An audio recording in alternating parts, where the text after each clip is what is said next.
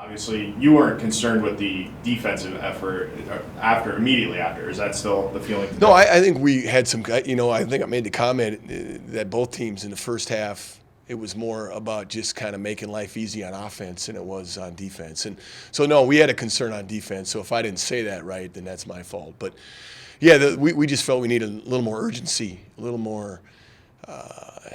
We use the words energy, effort, and enthusiasm a lot.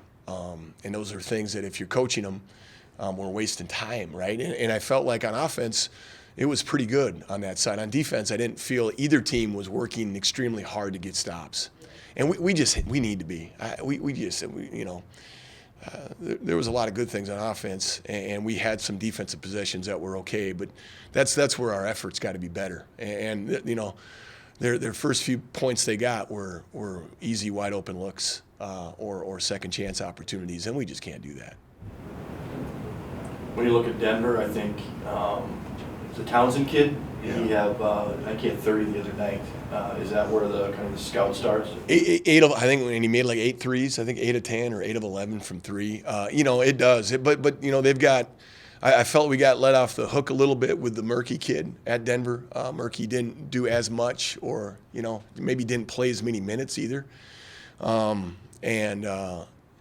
it all kind of starts with the Townsend kid, and then Murky's obviously a guy that can really score it as well. But I just think their inside game's strong. They're kind of young, but they're physical inside. They can. I think the Jones kid had a pretty good game that night as well.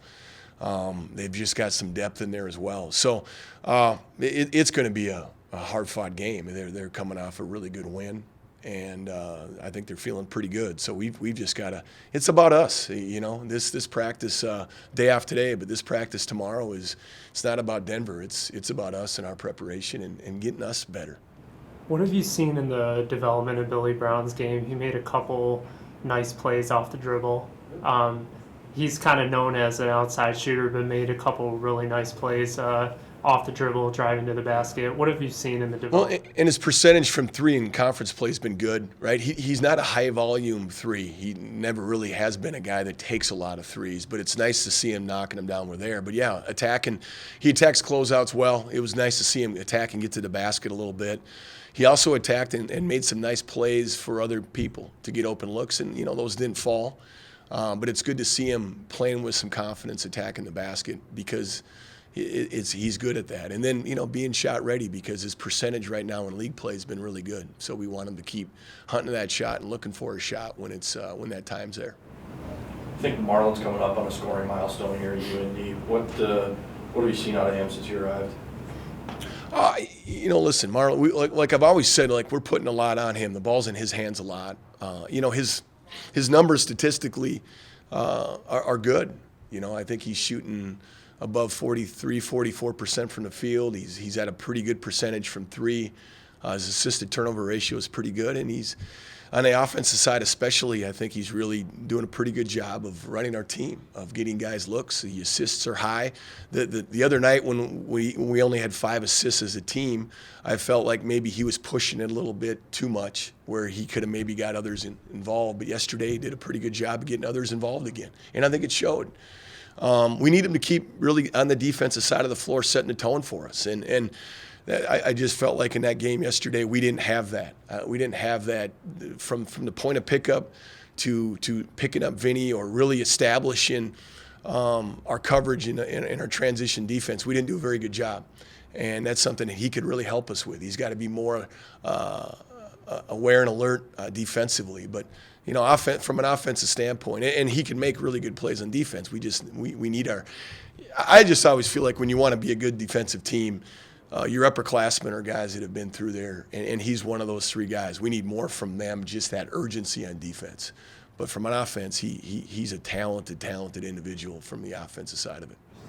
6 league games in now. Are you starting to get a feel for what the Summit League is in terms of the players that are going to be involved? Yeah, you're getting a better feel. I think no matter what, it's your defensive mentality. It's getting great shots. It's taking care of the ball. It's blocking out. It's being in the right position.